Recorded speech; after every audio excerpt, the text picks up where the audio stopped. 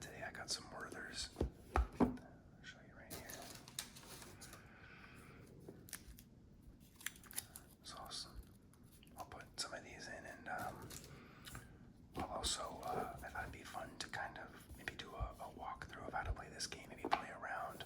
It's a game called Tussie Mussie, but it's a card game, a tabletop game, and I think the box and the cards will make some good sounds, and I can just kind of talk through it. My fiance and I play tabletop card games, board games a little bit, and a lot of them are pretty fun. And I think a lot of them have like little pieces and things that do make good sounds, and I think it'd be nice to break those out and just walk through them and kind of show you guys some fun little games. This is a very simple game, super easy to learn, very quick. There's not a ton of strategy involved, a little bit, but just a very easy game to pick up and play. But before anything, let me get a hard candy in there. I'll try to minimize the wrapper sounds because I got some feedback on the last video that wasn't necessarily the best, so minimize that.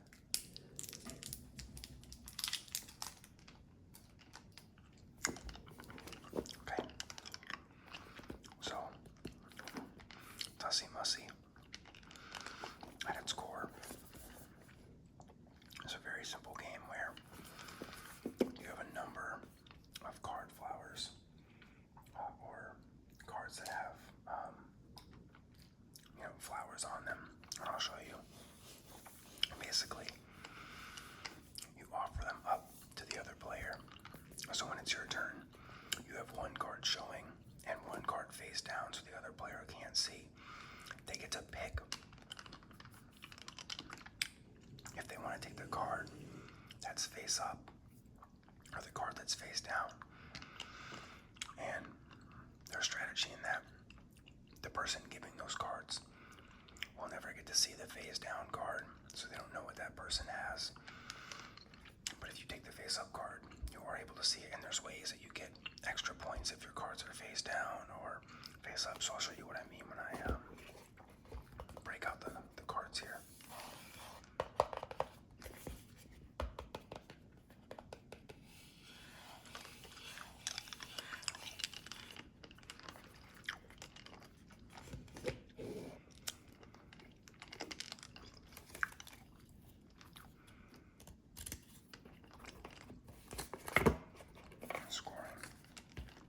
Scoring booklet.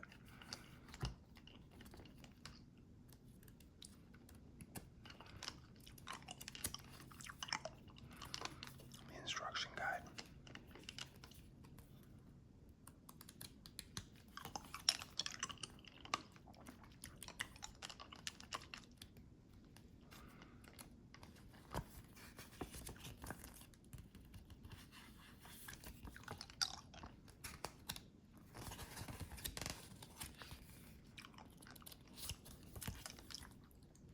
Elizabeth Hargrave's Tussie Mussie complete collection.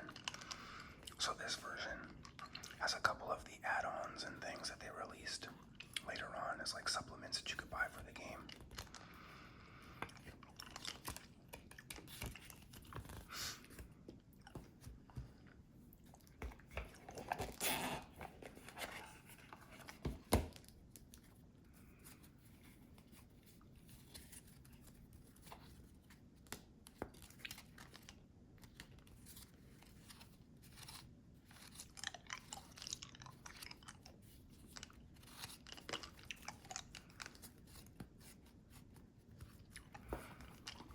So,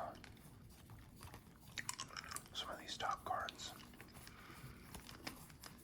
are for when you want to play one player, and I'll actually maybe walk us through that. I'll set those there. The one thing that I think is kind of cool is this is a game, a lot of games actually, recently, board games, card games, things like that.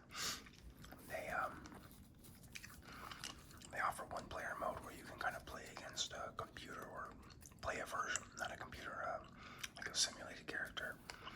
Or they offer versions of the game that aren't like necessarily true to how you would play with a real person, but it's like a variation of the game.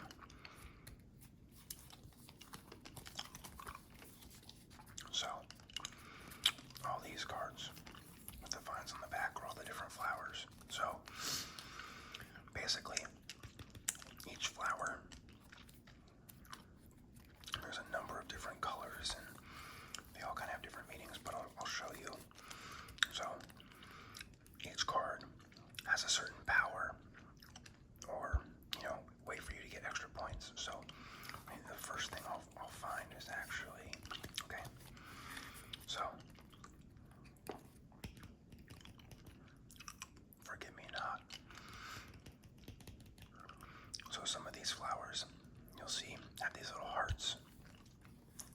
There's 2 hearts on that one, 2 hearts, 1 heart, 1 heart. So the goal is you're trying to get cards that basically pair well with each other, and you're trying to get the most points after every round. You play basically 3 rounds each game, and the person with the most points at the end wins. So the way you get points, automatically, if there's a heart on your flower, on your card, you get a point for each heart. So this would be 2 points automatically for this card. 2 points for that one. 1 point. 1 point for 1 heart. This one doesn't have a heart, so you don't get points. 1 point. Now, you'll see on the bottom here, each card has its own unique, special kind of multiplier or action or power. So, this one says 1 point for each heart on your cards adjacent to this one. So,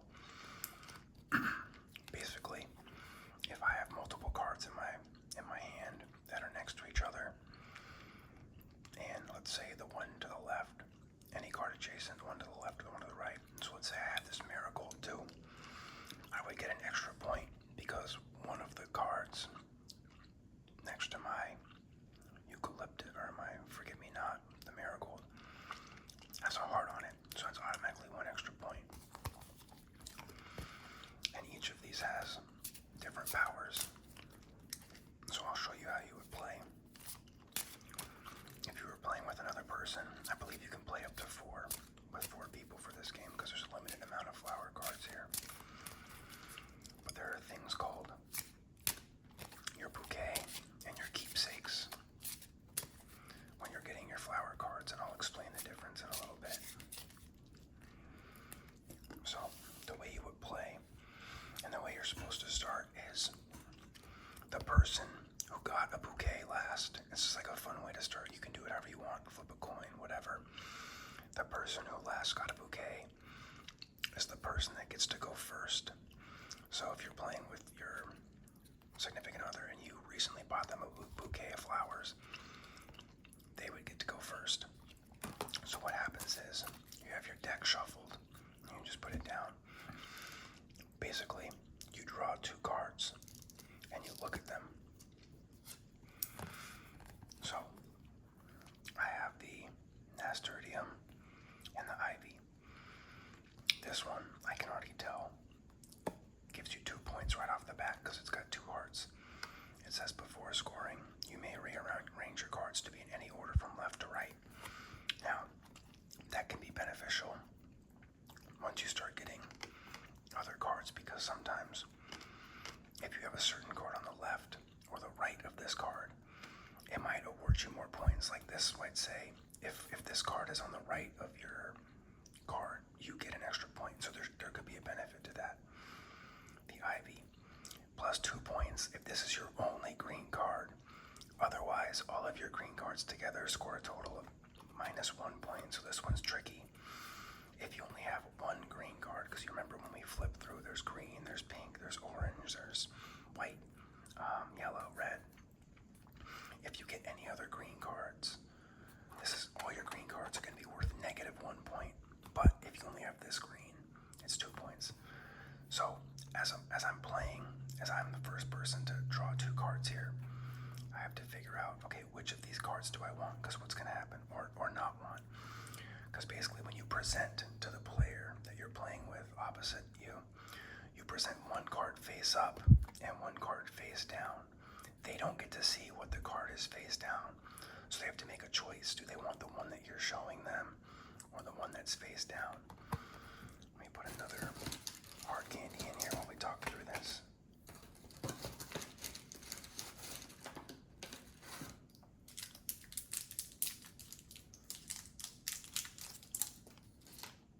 Okay.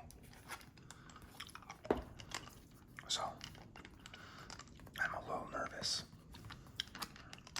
If I were to get the green card right, I would worry that I might get another green card, because each round you play, you pull 4 total cards.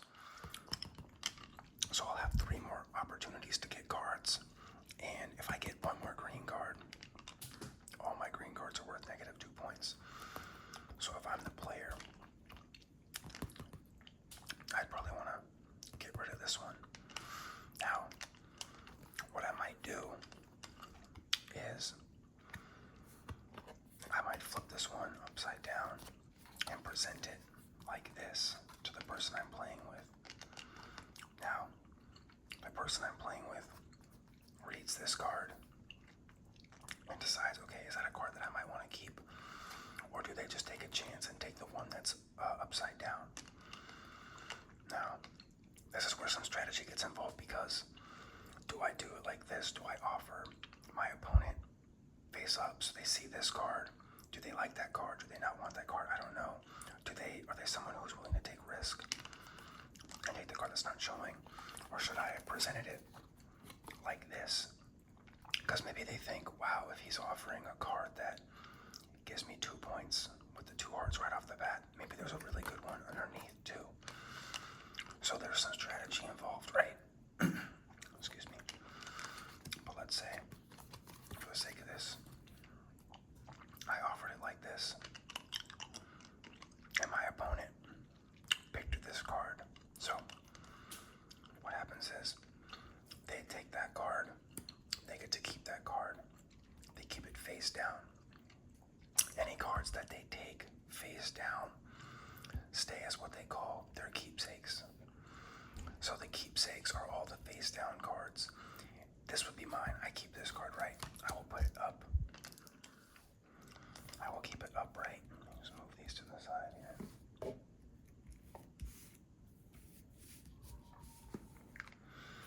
I will keep this card face up. So all these that are face up are my bouquet. The ones that are face down are your keepsake. So there might be certain benefits to having bouquets and keepsakes as you play throughout the round. Now, this matters at the end, because at the end, your keepsake and bouquet, you basically score them a little bit differently. You put your keepsakes up and your bouquet up and your keepsakes down, just to kind of organize it. So, let's say the person I was playing it's down there turned to look at 2 cards. For the sake of showing you how this works, I won't look, but let's say they showed this one and this one's upside down. So it says +1 point for each of your keepsakes, right? So this is one of those where, remember, keepsakes are upside down cards. So if I have this card and I had keepsakes, maybe I had a keepsake already, I'd be like, okay, maybe I'll take this because then I get an extra point right off the bat. This wouldn't be super helpful to me if I don't have any keepsakes. So I don't have keepsakes right now. I don't know if I will have a lot of keepsakes, but what I can do is I can maybe strategize for the next round and know that no matter what, maybe I'll take a keepsake from my opponent. But it gets interesting because now they know if I take this card, say I take that card, my opponent now knows that I will probably want to take a keepsake either next round or the following, before this first round is over, because you have 4 cards. So maybe they give me worse cards as a keepsake. Maybe they get a green card as a keepsake, and then I take it because they know I want a keepsake. And then I end up getting negative points because it's a second green card, right? There's just like a lot of interesting strategy. And apologies if you can hear my dog. I think she's snoring right now. So I'm going to say, for the sake of this, I'm going to pass on the keepsake. And I'm going to let them take the keepsake. And I'll let them keep the bouquet, I'm sorry. And I'll take the keepsake. Now, when I take this, I actually do get to look. The opponent will, I get to look at the keepsake myself. +1 point for each of your pink cards, including this one. Okay, so now I know what that is. And then basically, you just keep doing that until you have 4 cards. So, butterfly weed, 1 point, +2 points if you were the only player with an orange card, so that's cool. I know I have a green card here, and I know I have a pink card, right? Now, I don't know. I think I remember actually that is an orange card. Sorry, I think my dog just decided right now it'd be a good idea to have some water, so hopefully that's providing some kind of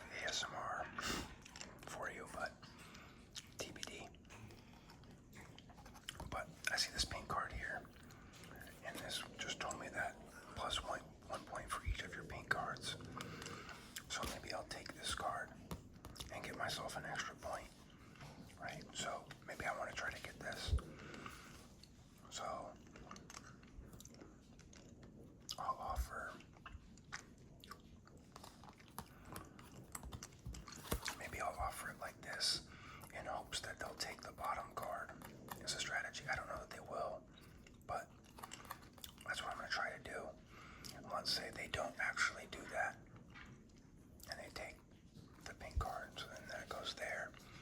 This then goes to me. So now I have one bouquet and two keepsakes. And then they do the last round here. Again, they would look at both these cards, but let's say, for the sake of this, they did, and this is what they offer. Plus 3 points if you have no hearts. And I don't know what this card is, so we already know. Oh, maybe. Oh, I do. I have one heart, so this is literally going to do nothing for me. So I'll probably end up wanting to take this card to see what it might be.